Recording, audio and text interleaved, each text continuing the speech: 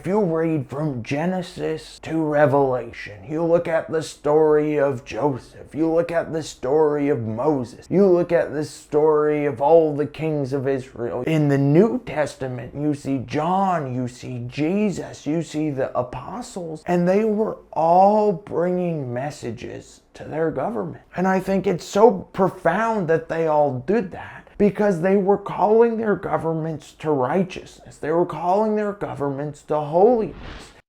Welcome back to another episode of Through Confusion. Thank you for joining us today. So, growing up, being a kid, you oftentimes think you're so wise, but I thought it would be super good to bring in somebody a little bit older, somebody who has some wisdom, so that we can listen to maybe what they've gone through in their life, and we can learn from that so that we don't repeat the same mistakes in the past. So today I have joining me Robert L. Smith. He is an American author, theologian, and politician. If you didn't know, you can be all three of those. So right here, all four of those.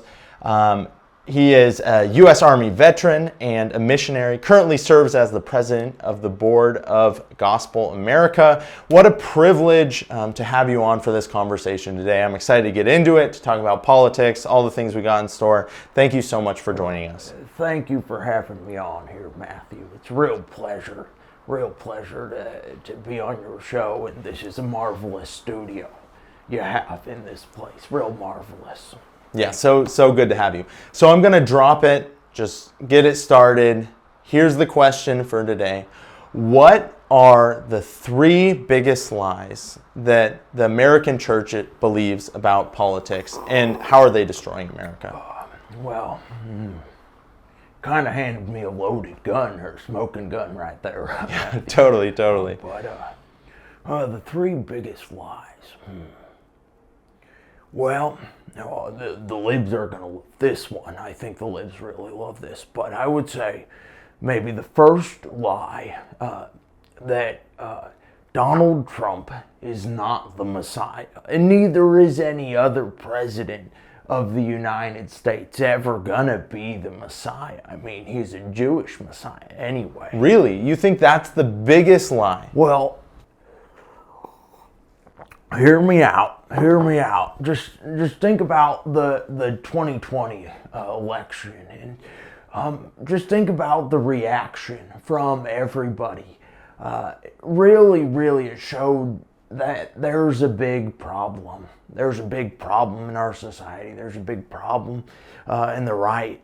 Yeah.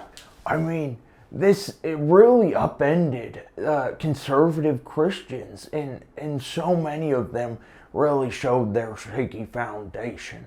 But obviously, the President of the United States, he's a person with great power and authority. Mm-hmm. But the President is really just showing us the real heart of the nation, because the people elected Joe Biden as the president. And so it shows more of what's going on with people. So you would say, like, the problem just actually goes way deeper than who's just on top. Well, that's exactly right.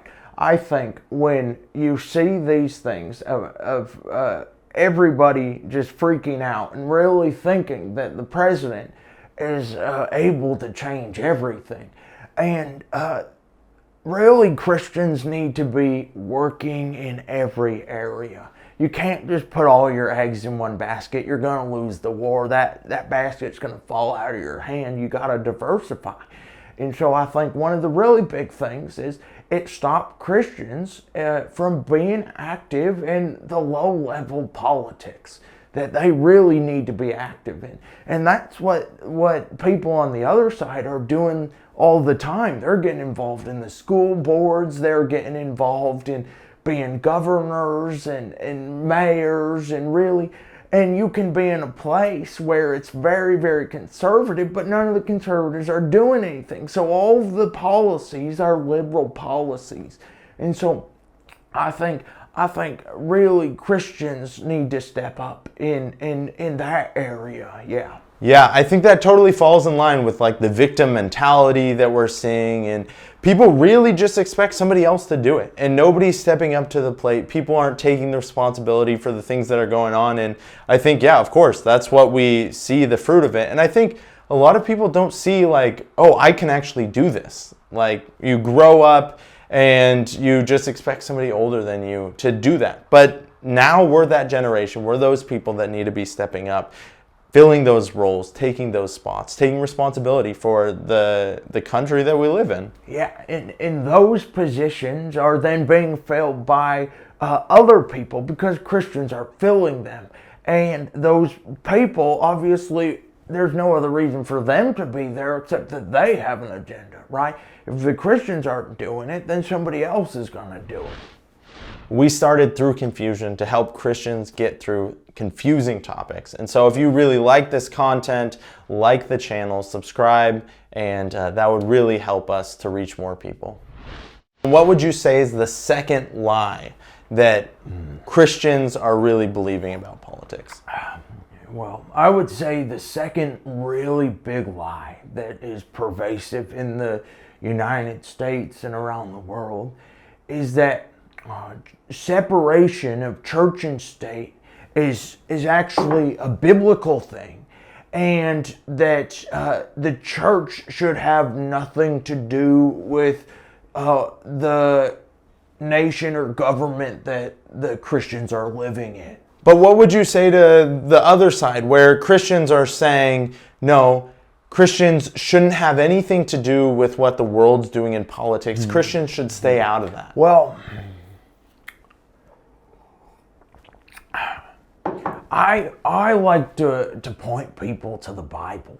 And, you know, Matthew, if you read from Genesis to Revelation, you look at the story of Joseph, you look at the story of Moses, you look at the story of all the kings of Israel, you look at the story of Samuel, you look at the story of Esther, of Nehemiah, of Daniel, of Jeremiah, in the New Testament, you see John, you see Jesus, you see the apostles, and they were all bringing messages to their governments.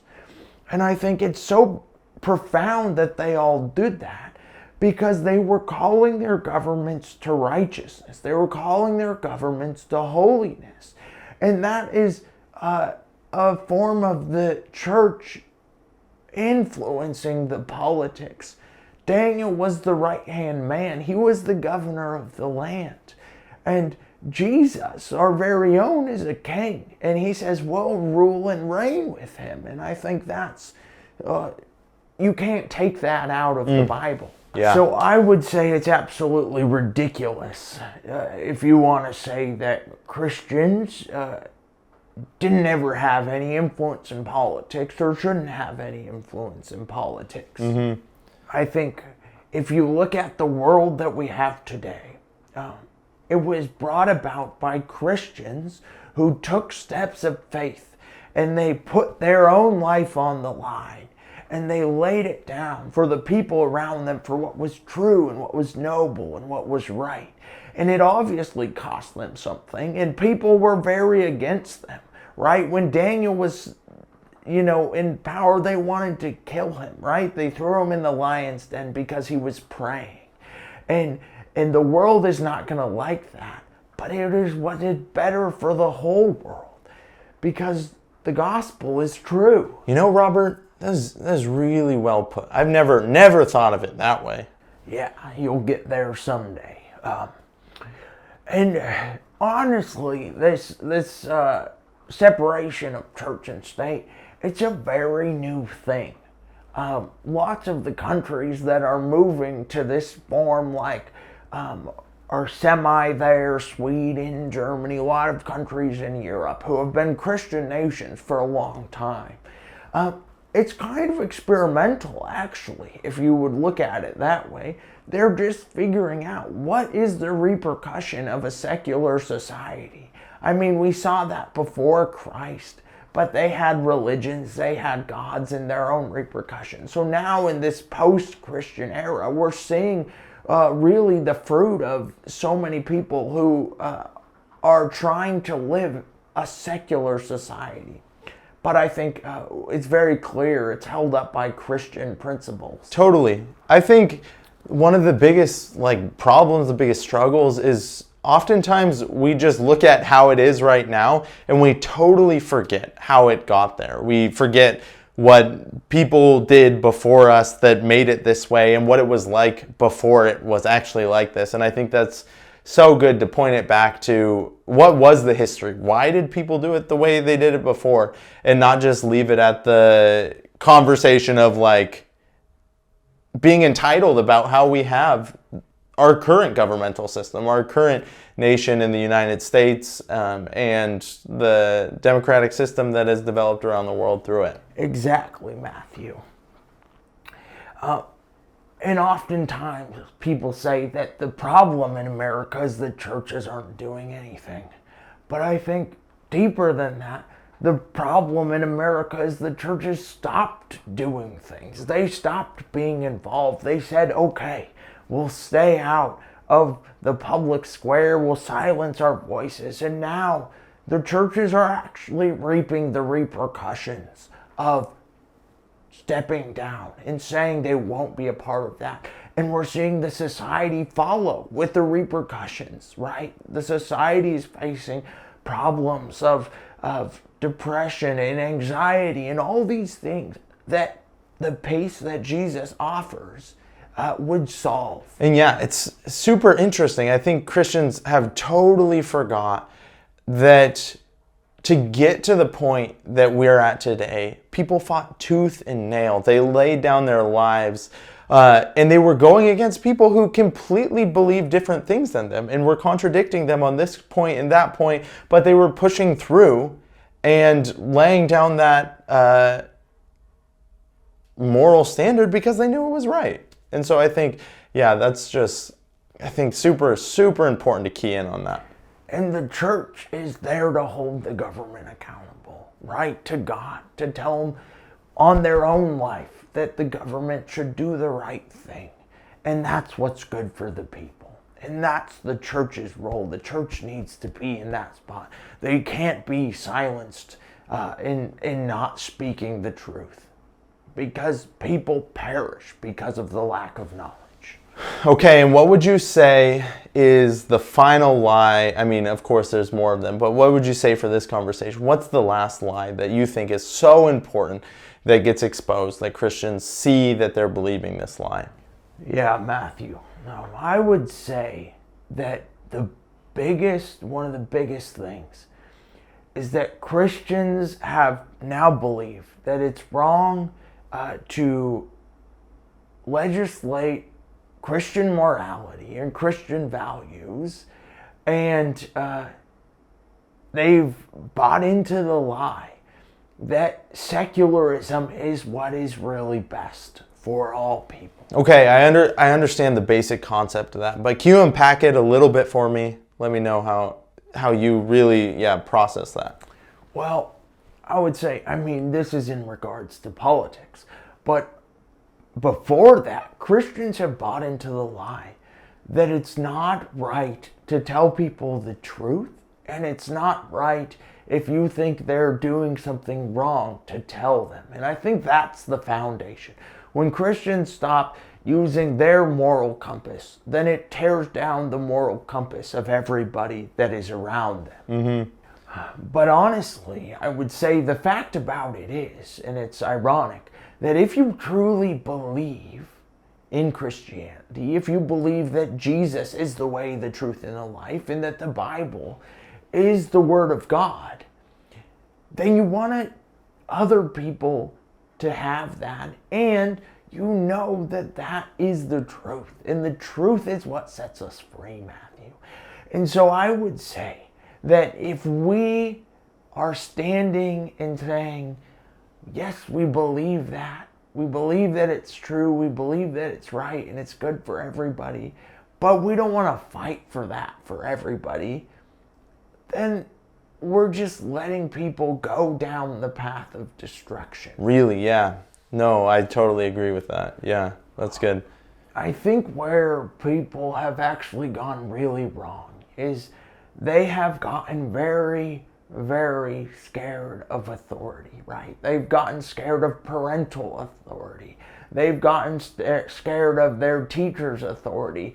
They've gotten scared of the authority of history and all of these things, the authority of Scripture. People are scared of that because they think that it is going to make someone tyrannical and overlording, that if they submit to authority, then that's going to be a problem in their lives. And it's really doing the opposite thing, because all of the authority structures that are good, that are trying to take care of people, they're turning away and they're going to a different authority that is not from God. It's not good. It's demonic. Yeah. Yeah. And I would say when a government says, just like a parent says, as for me and my house, we will serve the Lord. And we're not talking about governments being top down saying, I'm a Christian, so you have to do whatever I say. That's wrong. That's wrong.